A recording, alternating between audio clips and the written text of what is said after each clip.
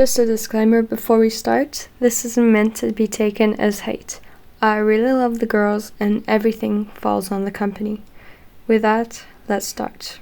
So, Izna, a group I was calling my Ults a little more than a year ago.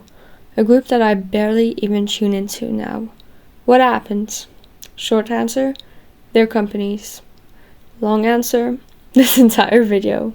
So, Izna was formed on the Mnet survival show Island 2 NA, airing between April 18th, 2024 to July 4th, 2024. It contained 24 trainees, and the final group was meant to contain 6 members, but an extra member was announced during the finals. Unfortunately, after 6 months of hiatus, Yeonjung left Izna, so currently the members of Izna are Mai, Bang Jimin, Coco, Sarang, Choi Jungin, and Jung Sebi. They debuted on November 25th, 2024, a little more than 4 months after the end of their survival show. Izna is a joint venture between Wake1 and the Black Label. I was really invested in Island 2. I even made 2 videos about it, so it has to mean something, right? I only talked about 6 survival shows on this channel anyway. I voted every day, watched every episode, and watched content surrounding Island 2. I even watched the finals as I was walking home from school, which, looking back, was really dangerous. But I really did love Izna, and I still love the members so much. I was super excited for their debut at the time, and I was going to pre-order the album, but decided against it, which probably was a good idea. I still bought the album in the end, but none of their other albums. So like I said, they debuted in November of last year with their first EP, NA. It contained 5 songs: Izna, Time Bomb, I Will Always Love You, Drip, and Fake It. 3 of them had already been on Island 2, and it was their only album as 7. It was an alright album. I really loved 3 of the songs and quite liked Drip. I just didn't really get Izna, the title track. It was a decent song, but just felt kind of empty. I think I can count the amount of times I've listened to it on a single hand. But still, I was pretty optimistic about their future as a group. At this point, they were still my alt, and I regularly watched their content. And then, Jiyeon's hiatus was announced on February 19th, 2025. Now, my interest in them had already been slowly dwindling since December, but this is what made me stop watching their content.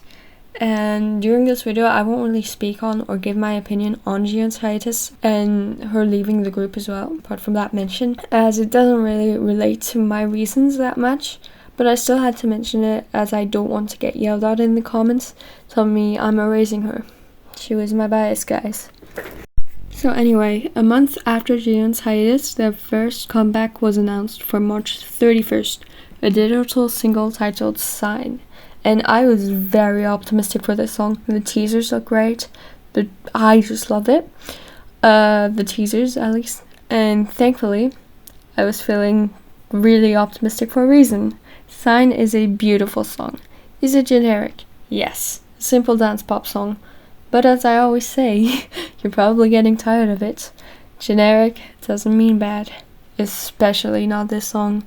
It talks about wanting a sign from the person the protagonist loves. It's a common theme, but I am a sucker for generic love songs. So this was enough for me, and my interest for them was slowly coming back, and I told myself, okay, maybe they'll be like Meow. Their debut was meh, but their first comeback was really good. And Sign was a good song, still is. It's not life-changing, but very enjoyable, and still regularly on repeat. They would announce their next comeback, another single, Beep, that would release on June 9th, a little more than 2 months after Sign.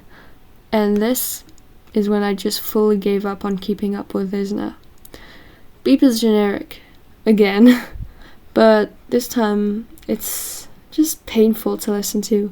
I can't even listen to the first few beats without skipping. I kept hearing it on reels and I did not like it one bit. It's just a dance pop song. I don't have anything else to add, so I won't talk about it much longer. So let's move on to the next and most recent comeback, Not Just Pretty, their second EP that came out just this Monday and 3 months after their last comeback, which, by the way, is insane. They have had 3 comebacks in the span of like half a year, I think. Give these girls a break already. Holy shit. This is crazy. Jeez, it's insane. Give these girls a break. But anyway, I didn't even bother listening to the B-sides after hearing Mamma Mia, the title track. It's an empty sing-talk chorus, and you could not pay me to listen to it more than I listened to it already. I don't like it at all. I really don't. It's not as generic as their usual songs, but I still dislike it. And here's the thing about Izna. They don't have that much of a distinctive sound. You could give any Izna song to a girl group at random, make it a B-side or whatever, and I wouldn't even notice. And I don't want to be hateful about this, because there are some groups, I will admit, that I love that just have some generic songs. It's like that. But at this point, they don't really have an identity that belongs just to them. But it isn't just the music that's driving me away. It's something that it isn't even the girls' fault. Actually, none of this is. The fandom, or rather the solo stands. It is insanely toxic and genuinely could rival Blackpink's solo stands, which is something extremely hard to achieve for a group which doesn't have that big of a fandom as well. Of course, I must say, not all Nayas are like this. Some OD6, OD7s are really nice, and I've met some great Nayas. But when the overwhelming majority of your fandom is only rooting for a girl or two, then there is a problem. Yes, that is partly because of them being a survival show group and the nature of them, but this isn't an excuse.